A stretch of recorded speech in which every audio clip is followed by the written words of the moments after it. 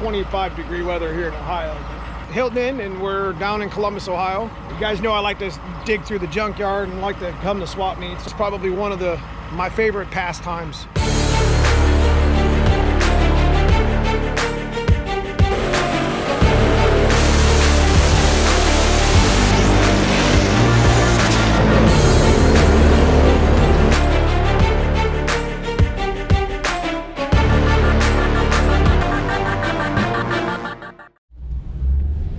So this is the Ohio Expo Center. This is also the State Highway Patrol Academy. It's pretty cool.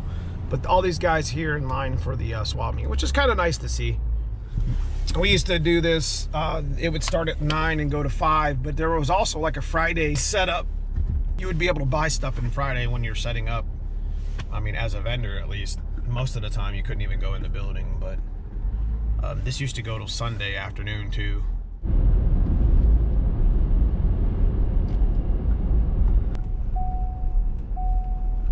It's my good spot right here, right next to the exit.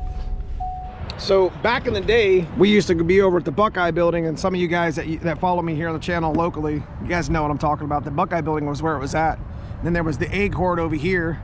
So there was that building was full way over there in the corner. That big brick building right there was full. There was a Voinovich building, and then there was always the Bricker, I think it's called, and then the car corral. So there used to be like 4 buildings that were like mega full, packed with like Ford parts. And then over the time, over years, like we lost the egg horde first, and then the Voinovich, I think, was second. And then Buckeye, people like set up in the car corral.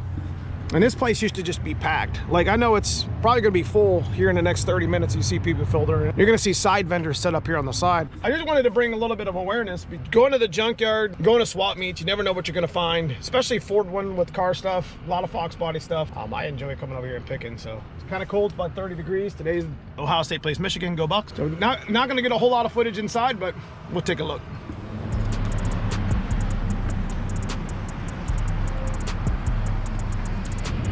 So apparently I was just in the wrong building. They switched it to O'Neill and Voinovich this year, so that'll be a car corral and people will be set up here. I was kind of nervous there for a second. I'm like, man, there ain't like nobody here. But that was the antique show. So let's try this again. Get our old card out.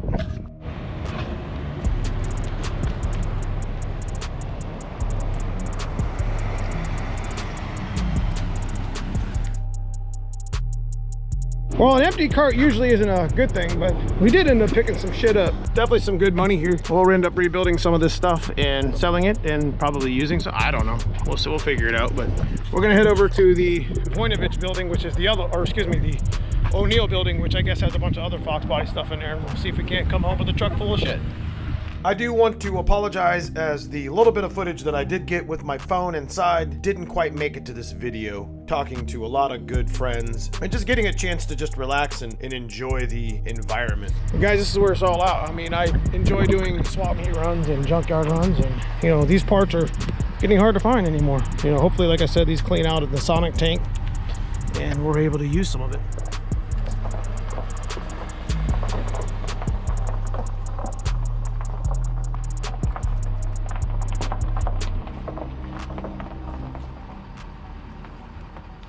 Okay, well, we didn't do too bad. I mean, there really wasn't much that I was really looking for at the swap meet. To be honest with you, I just like to go down and see some of the people that I used to swap meet with and kind of support the event, the venue.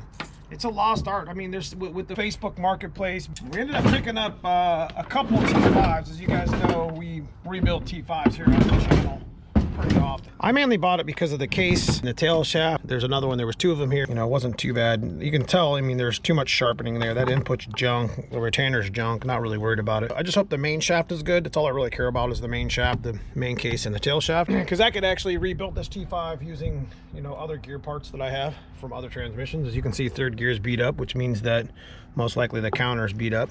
But it looks like it has a decent 2nd gear with teeth on it, so I could probably Sonic tank this and B-blast this and maybe get it clean. I don't know. Regardless, I picked it up for like 40 bucks, so 50 bucks. You can't beat that. And for a guy who rebuilds it, as long as it's not cracked, we find out that's not cracked, that's a pretty good steal. Let's check a look at the other T5 that we got. I bought it for the tail shaft. As long as it's not cracked, they like the crack on the belly. the drain isn't cracked, because the people like to over tighten these. These are tapered, guys, by the way. You only need to put them in about hand tight. It looks like this one could almost be saved. Second gear don't look very good, but regardless, it's good for the hard parts. It's a world-class T5 man case, like I had mentioned, and I did get another one too. So all in all, I got about 150 in these 3 cores, and it's just a lot of hard parts that I could use for rebuilds, you know what I'm saying? So we'll completely tear those apart and clean them up. I'm not gonna bother showing you the other one. The other one's just a top plate, a world-class top plate, a main case, and a tail shaft. So another thing we got was, I got a deal on a GT40 intake, which was pretty good. Nice and clean. It's not broken or chipped on the corners. Non-EGR style. Didn't look too bad at all. Only paid about 100 bucks for this, and got the cylinder heads too for 100. So I made like a bundle deal. So that's one of the beauty things about going to the swap meet, is you can pick up some parts for cheap, even if you're not going to use them. You can resell them on Facebook Marketplace. You can resell them to your friends, rebuild them for your cars. I mean, I'm always messing around with GT40 intakes, so you know, this was kind of a no-brainer. There was another one there I probably should have picked up, and they wanted 200 for it, and it had already had its boss drilled here. You know, you get kind of remorseful because you didn't get it. I got a couple other items here, just kind of bundled them up. You know, got a console that I can fix here and repair and clean and paint black. Got a good GT40 side skirt that doesn't look too warped.